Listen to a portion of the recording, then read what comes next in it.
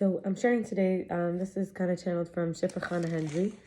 As it turns out, her grandfather became observant of Torah and mitzvos because of my grandfather, but we only found that out later. I had attended her Gate of Unity seminar or summit, whatever, online. And these are some of her ideas, how we have mainly like the left and the right side, Kabbalistic ideas. Excuse me, but keeping it real. So Tvuna is the body of Bina. It's our integrated knowing, and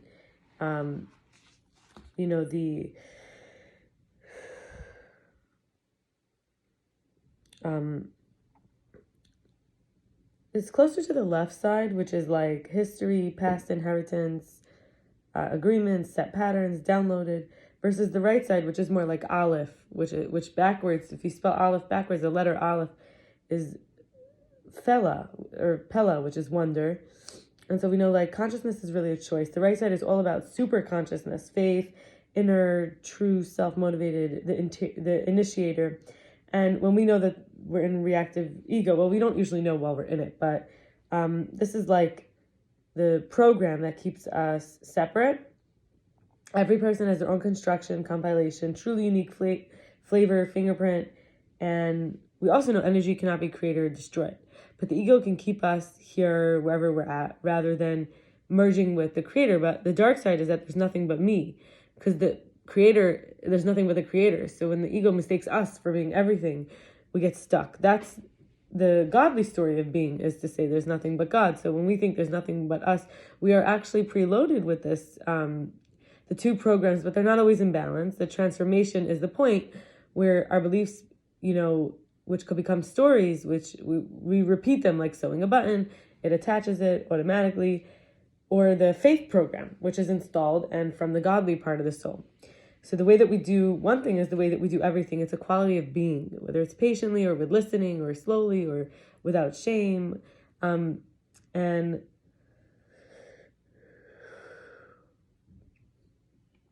if we recognize that we're like spiral beings, not linear, then when we have a derailment, it's whether it's instant or long-term, it depends on whether we're in the forward motion or expanded, because that's our godliness. It has us developing and upgrading to the higher level.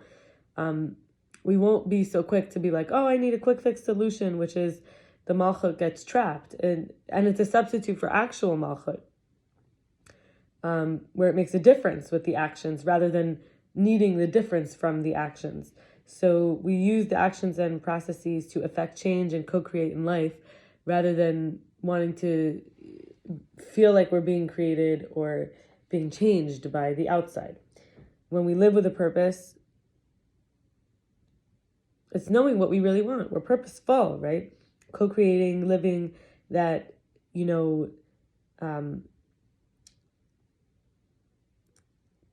like in terms of muscle, there's a muscle that gets weak at no and strong at yes.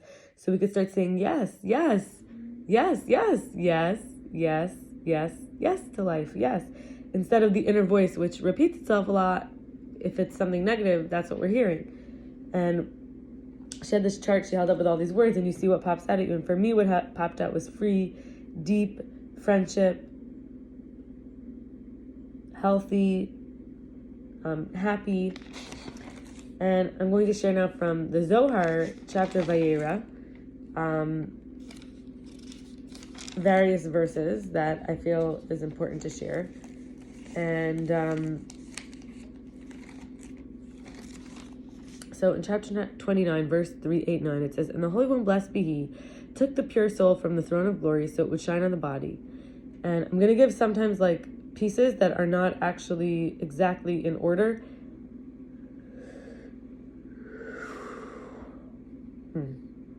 Your head upon you is like Carmel, like the mountain Carmel.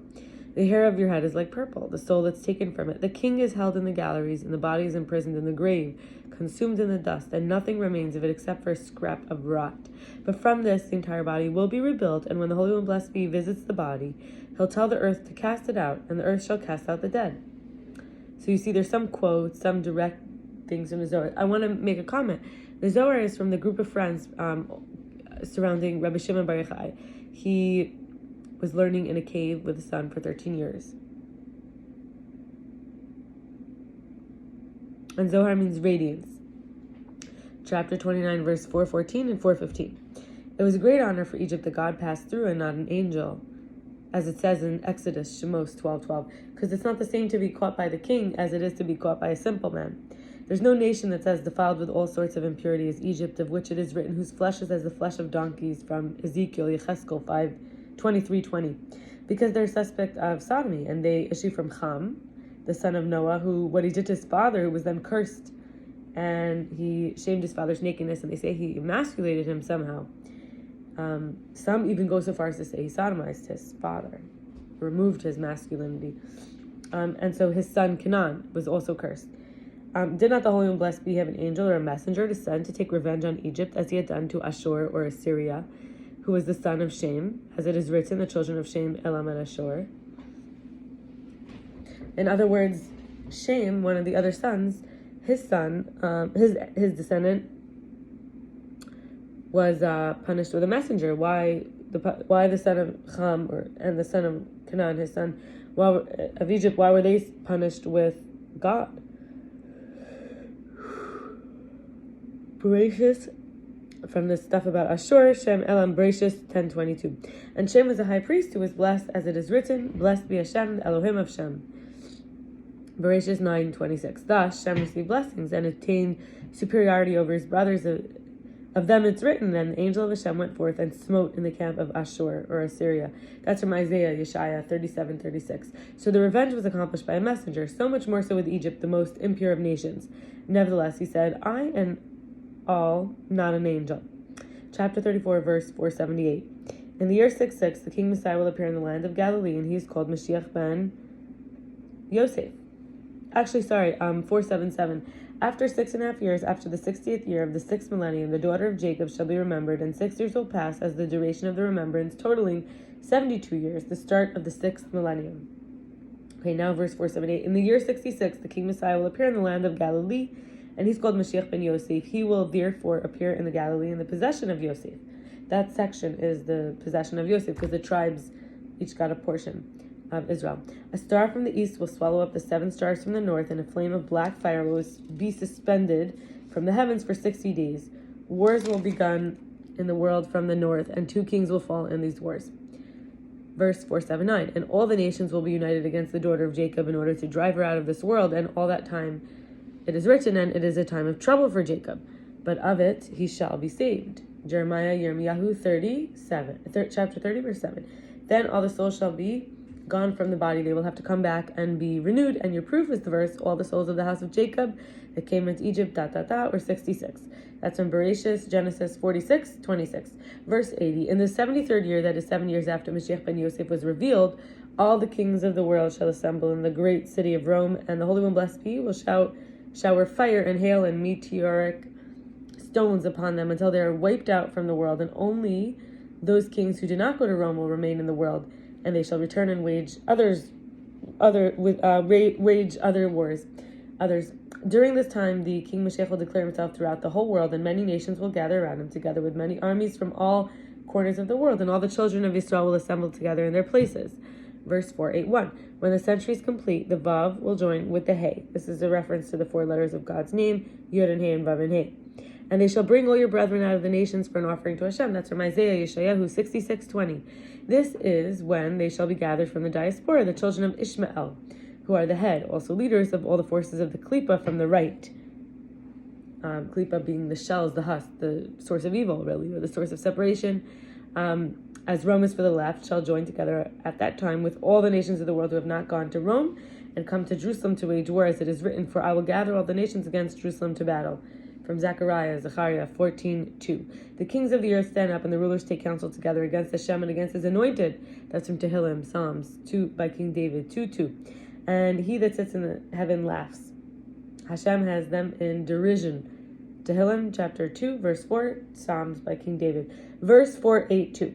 After all the forces of the other side, the right and left, are wiped out of the world, the small vav, which is the yesod of Zeir Anpin. Yesod is a reference to out of the 10 dimensions. The one that in physical, the sort of held in the pelvis, but it's really the the covenant, the secret, the foundation, the creativity, the reproduction, the abundance area of Zeir Anpin, which is like the microprospis, which is like the small face, or the human, in our understanding, we would say the version of God that we can relate to. That's like the smaller one, the one that is in a construction, in a construct that we could talk about. So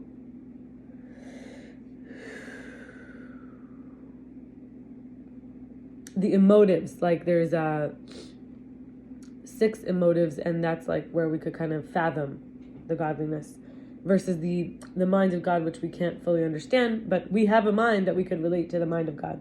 Anyway, continuing, the small vav will join the hay and renew the old souls, namely all the souls that were in a body since the creation of the world, in order to renew the world which is Malchut. As is written, let Hashem rejoice in his works, and may the glory of Hashem endure forever. That's from Tehillim Psalms by King David, 104:31, which means that in order for the hay to join the vav properly, and for there to be that unity, let Hashem rejoice in his works. Let him bring his works down, referring to the renewed souls, into the world, so they all become new creatures and all the worlds are united. Finally, verse 483, happy are all those who shall remain in the world at the 6th millennium and enter the Shabbat. We know the Sabbath is the 7th day, 7th millennium, which is the 7th millennium, because that is a day for Hashem, 1,000 years. Because that is a day for Hashem alone to join the hay properly and cull all the new souls in order to bring them into the world. Not cull, like to cull together, like to join up together, to draw and put. This refers to the souls that have not yet come into the world, together with the renewed souls that have been there from the beginning, as it is written, and it shall come to pass that he that is left in Zion and he that remains in Jerusalem shall be called holy, everyone that is written for life in Jerusalem. That's from Isaiah 4:3. I want to read that last one more time. And it shall come to pass that he that is left in Zion and he that remains in Jerusalem shall be called holy, everyone that is written for life in Jerusalem.